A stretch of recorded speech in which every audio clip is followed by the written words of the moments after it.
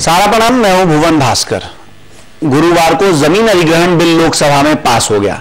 राज्यसभा में पास होने के बाद यह बिल 1894 के भूमि अधिग्रहण कानून का स्थान ले लेगा। इस बिल के पास होने के बाद से उद्योग जगत और रियल एस्टेट डेवलपर्स में बेचैनी का माहौल है। एक आम धारणा है कि इससे जमीन का अधिग्रहण बहुत मुश्किल हो जाएगा, जिससे औद्योगिक गतिविधियों की रफ्तार धीमी पड़ेगी। इसके अलावा बजट हाउसिंग के अभियान को भी गहरा झटका लगेगा, क्योंकि इससे लागत में करीब 30% या उससे ज्यादा की बढ़ोतरी हो जाएगी। हालांकि इसका एक दूसरा पहलू यह भी है कि इससे भूमि अधिग्रहण में पारदर्शिता आएगी और किसान या जमीन के मालिक को बेहतर डील मिल सकेगी। तो कुल मिलाकर क्या है इस बिल का चेहरा? क्या सचमुच जनहित और ग्रोथ एक दूसरे के दुश्मन है, या इस बिल से इसमें कोई संतुलन बिठाया जा सकता है? आज पैसा वसूल में आज हम इसी मसले पर विस्तार से बात करेंगे।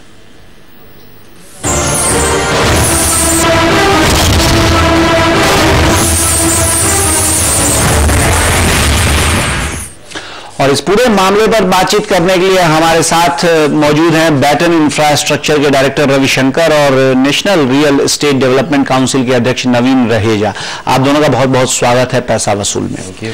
रविशंकर, जो बात हम कर रहे हैं जिस बिल की जो आया है, और हालांकि अभी ये कानून नहीं बना है, राज्यसभा में इसको पारित होना है, लेकिन ये तय है कि अब ये कानून बनेगा। कुल मिलाकर अगर बाद में हम धीरे धीरे कार्यक्रम में अलग अलग जो इसके क्लॉजेज हैं उस पर भी बात करेंगे, लेकिन कुल मिला के आप कैसे देख रहे हैं इसको, और क्या आप जो उद्योग जगत में, जो रियल एस्टेट जगत में बेचैनी है, उसको शेयर कर रहे हैं? नहीं, सबसे पहले तो ये एक प्रोग्रेसिव लेजिस्लेशन है और निश्चित रूप से इसका स्वागत किया जाना चाहिए, क्योंकि 1894 का जो लैंड एक्विजिशन बिल था वो आउटडेटेड हो चुका था। इसकी वजह से प्रैक्टिकल लेवल पे बहुत सारी प्रॉब्लम्स आ रही थी। वो चाहे नोएडा एक्सटेंशन के एक्विजिशन को लेके प्रॉब्लम हमने पिछले दिनों में देखा, या SEZ के बहुत सारे एक्विजिशन इश्यूज थे जिसमें की प्रॉब्लम आ रही थी। तो निश्चित रूप से एक तरफ सरकार जमीन अधिग्रहित जरूर कर रही थी, लेकिन कंपनियां उस पर अपना प्रोजेक्ट शुरू नहीं कर पा रही थी, क्योंकि किसानों के हित को कहीं से भी उसमें कंसिडर नहीं किया गया था। जी, जो नया बिल आया है वो निश्चित रूप से किसानों को एक रेलेवेंट फैक्टर की तरह इंक्लूड करता है, और पिछली कई बहसों में, बल्कि सहारा पे जो बहुत सारी बहसें हुई उसमें इस मुद्दे को सामने लाया गया कि किसानों के हित को नजरअंदाज करके इंडस्ट्रियल डेवलपमेंट नहीं किया जा सकता, या इकोनॉमिक ग्रोथ की बात नहीं की जा सकती, उनको एक प्लेयर की तरह इंक्लूड करना होगा। और इस बिल में निश्चित रूप से उन सारी चीजों का ध्यान रखा गया है। इम्प्लीकेशन के लेवल पे जब ये बिल इम्प्लीकेट होगा तब इसमें क्या प्रॉस कॉन्स आते हैं वो देखने वाली बात है। लेकिन प्राइमा फेसी जो बिल को देख करके लगता है, निश्चित रूप से ये एक वेलकमिंग स्टेट एक फैसला है और इसका स्वागत किया जाना चाहिए। जी, रहेजा साहब, लोकसभा में भूमि अधिग्रहण बिल पास हो गया है। इस बिल को लेकर रियल सेक्टर की क्या प्रतिक्रिया मिल रही है? लैंड एक्विजिशन में ये देखने की बात है कि वो 2 गुना का कंपनसेशन अर्बन एरियाज में, डेवलपमेंट में, या लैंड के ऊपर अगर प्रोक्योर की जाती है, लैंड एक्वायर की जाती है और डेवलपमेंट की जाती है, तो ये कॉस्ट बढ़ेगा। और ये क्योंकि इनपुट कॉस्ट बढ़ेगा तो इसलिए प्रॉपर्टी का प्राइस भी आगे बढ़ेगा, क्योंकि पैसा कहीं ना कहीं से तो आएगा, तो कस्टमर को पे करना पड़ेगा उतना पार्ट जो है।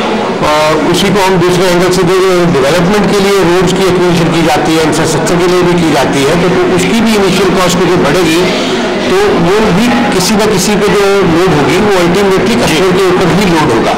जी जी जी, आइए हीरानंदानी ग्रुप के MD निरंजन हीरानंदानी को सुनते हैं कि इस बिल के बारे में उनका क्या कहना है। मैं समझता हूं कि एक्विजिशन बिल की काफी जरूरत थी, क्योंकि लोग जो सरेंडर करते थे अपनी जमीनों को, उनकी रियल वैल्यू है मिलती नहीं थी। लेकिन अभी जो वोट देना चाहते हैं वो बहुत ही ज्यादा है, तो मेरे अंदाज से लोग ये चाहेंगे कि हम सरकार को जमीन जल्दी सरेंडर कर दें। जैसे हमारे पास नवी मुंबई एयरपोर्ट है, अभी सरकार को जो बैलेंस 10% जमीन की जरूरत है वो लोग अभी देते नहीं है, लेकिन लैंड बिल आने से मैं समझता हूं कि लोग सामने से आके सरेंडर करेंगे। तो एक तरफ से देखें तो वो सही है। जी रवि, आपने कहा कि आप वेलकम करते हैं इस बिल का और ये बहुत ही प्रोग्रेसिव बिल है, लेकिन जो ये बात कही जा रही है कि इससे जो 80% का एक प्रावधान है कि कोई भी प्राइवेट पार्टी अगर कोई भूमि अधिग्रहण करना चाहेगी तो 80% जो लोग टोटल जो उसके मालिक हैं उनमें से 80% की सहमति जरूरी है। इसको एक बहुत बड़ी बाधा माना जा रहा है कि इससे जो अवधि है अधिग्रहण की उस प्रोसेस को कंप्लीट करने की वो बहुत बढ़ जाएगी। इस बारे में आप क्या कहें? देखिए, निश्चित रूप से जो लैंड एक्विजिशन का प्रोसेस है वो थोड़ा लेंदी होगा, लेकिन 80% का प्रोविजन अगर आप देखें तो नदर्न स्टेट्स में जहां लार्जर लैंड होल्डिंग है वहां एक्विजिशन फिर भी आसान होगा। ईस्टर्न रीजन में जब आप जाएंगे देश के तो वहाँ छोटे छोटे लैंड पार्सल्स हैं, लैंड ओनर्स की जो एक पोटेंशियल लैंड होल्डिंग है वो स्मॉल लैंड होल्डिंग के फॉर्म में है, तो वहाँ पे लैंड एक्विजिशन और ज़्यादा डिफिकल्ट होगा। लेकिन all said and done important बात यह है कि जब भी आप किसी की ज़मीन अधिग्रहित करते हैं तो निश्चित रूप से उस जमीन से वो कुछ पैदावार कर रहा होगा, उस पर आश्रित होगा, तो उसके इंटरेस्ट को फोरगो नहीं कर सकते। और डेमोक्रेसी है और डेमोक्रेसी में निश्चित रूप से आपको एक मेजॉरिटेरियन पर्सपेक्टिव लेकर के चलना होता है। तो 80% का प्रोविजन नो डाउट वो एक वेलकमिंग प्रोविजन है। उसमें जो भी इश्यूज आएंगे उसको आपको प्राइस कंपनसेशन से या रिहैबिलिटेशन के जो पैकेजेस आपने बनाए हैं उसके कंपनसेशन से आप उसको एड्रेस करेंगे सो दैट वो विलिंगली आए, पहली बात। दूसरी बात ये कि जो बिल का 4th सेक्शन है जिसमें बहुत सारे एरियाज को अभी भी बाहर रखा गया है, जैसे कि डिफेंस से रिलेटेड एरियाज हो गए या आर्कियोलॉजी से रिलेटेड एरियाज हो गए, तो जहां नेशनल इंपॉर्टेंस की बात है या नेशनल सिक्योरिटी की बात है वहां पे जमीन अधिग्रहण करने में फिर भी सरकार को दिक्कत नहीं होगी, क्योंकि सरकार ने उन प्रोविजंस को ऑलरेडी उसमें बिल में रखा हुआ है। जी राजा साहब, एक तरफ तो किसानों को फायदा होगा या जो जमीन के मालिक होंगे उनको फायदा होगा इस बिल से, ये साफ है, लेकिन दूसरी तरफ इंडस्ट्री को भी इससे इस लिहाज से फायदा हो सकता है कि जो कम से कम एक कॉम्प्लेक्सिटी थी, जो जटिलता थी वो खत्म होगी और ये पूरी प्रक्रिया साफ तरीके से एक तरह से पूरी हो सकेगी। आपका क्या मानना है, इस बिल में सही मायनों में किन किन पक्षों को सब फायदा होगा? जो आम आदमी में यूजर जो है जो प्रॉपर्टी परचेज करते हैं या अफोर्डेबल हाउसिंग सेगमेंट के अंदर भी अगर आप लैंड गवर्नमेंट आपको देती है बनाने के लिए तो एक उसका जो बेस प्राइस होगा वो इंक्रीज हो जाएगा, तो accordingly it will affect upon property price. Ravi, जो हम बात कर रहे थे हीरानंदानी साहब, उस पे आते हैं। हीरानंदानी साहब ने कहा कि अब ये एक अच्छी चीज होगी कि अब जो खुद लोग हैं वो अब आगे बढ़कर उस जमीन को देना चाहेंगे, और वही बात जो अभी मैंने रहेजा साहब से पूछी उसी को आपसे भी समझना चाहूंगा कि जैसे हमने देखा नोएडा एक्सटेंशन में जिस तरह की चीजें चल रही हैं और लंबे समय से चल रही हैं, क्या आपको लगता है कि एक इस लिहाज से अगर देखें तो ये सारी जो प्रक्रिया है वो और जल्दी पूरी होगी, क्योंकि लोगों को लगेगा कि हाँ उनको मार्केट के भाव से 2 गुना शहरी क्षेत्रों में, 4 गुना ग्रामीण क्षेत्रों में मिल रहा है, तो वो जल्दी जाके अपना सरेंडर करेंगे जमीन? देखिए, बुनियादी बात जिसको एड्रेस करने की जरूरत है, अब तक के लैंड एक्विजिशन प्रोसेस में हमने फार्मर्स को स्टेक होल्डर की तरह कभी एंटरटेन नहीं किया। हमने उसको टेकन फॉर ग्रांटेड लिया, औने पौने दामों पे जमीन अधिग्रहित की, आगे उसको रियल एस्टेट डेवलपमेंट के लिए यूज किया, इंडस्ट्रियल डेवलपमेंट के लिए यूज किया, वो एक दूसरी बात है।